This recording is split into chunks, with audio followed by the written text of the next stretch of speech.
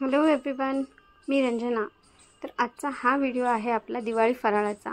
सुरुवात करूया पोहा चिवडा आणि भडंग चिवड्याने। पोह्याचा चिवडा करण्यासाठी लागणारे साहित्य म्हणजे पातळ पोहे, फोडणीसाठी जिरे, मोहरी, कढीपत्ता, मिरची, डाळवं, त्यानंतर खोबरं, शेंगदाणे, हिंग आणि चवीनुसार मीठ आणि साखर। सर्वात आधी हे पातळ पोहे छान चाळून घ्यायचे आहेत। त्यानंतर त्यांना हलक्या हाताने भाजून घ्यायचे आहेत। पोहे छान भाजून झाल्यानंतर आता आपण फोडणीची तयारी करूया।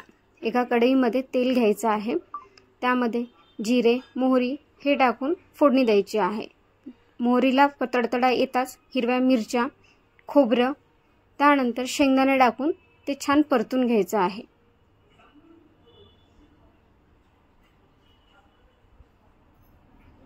थोडा वेळ हे सर्व पदार्थ छान ढवळून घ्यायचा आहे। शेंगदाण्याचा आणि खोबऱ्याचा लाल रंग दिसताच त्यामध्ये डाळवं टाकायचं आहे आणि कढीपत्ता टाकायचा आहे। हे छान परतून घ्यायचं आहे। त्यानंतर आपण फोडणीसाठी हिंग वापरत आहोत।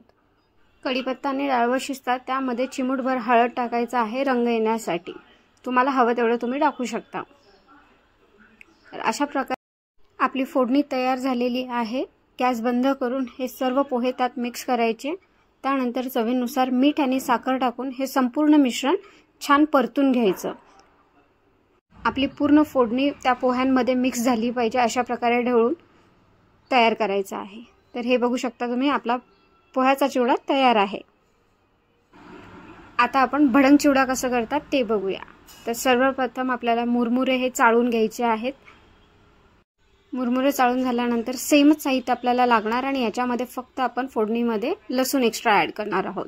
तर सर्वप्रथम आपण फोडणीची तयारी करूया। जिरे, मोहरी आणि त्यानंतर मिरची, जसं आपण पोह्यासाठी वापरलं होतं ते सर्व साहित्य, खोबरं, मिरच्या, डाळवं, त्यानंतर शेंगदाणे, ह्या सर्व वस्तू आपण तेलामध्ये छान परतून घेऊया।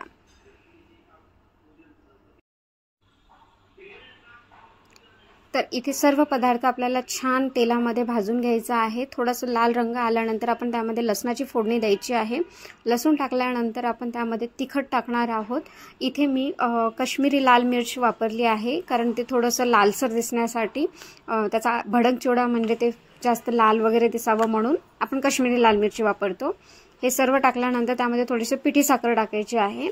हे सर्व थंड करून त्यामध्ये मुरमुरे आपण थोडेसे गरम करून घेतलेले आहेत आणि त्यामध्ये हे थोडंसं साहित्य वरून अजून आपण टाकलेलं आहे, जेणेकरून ते सगळं छान मिक्स होईल।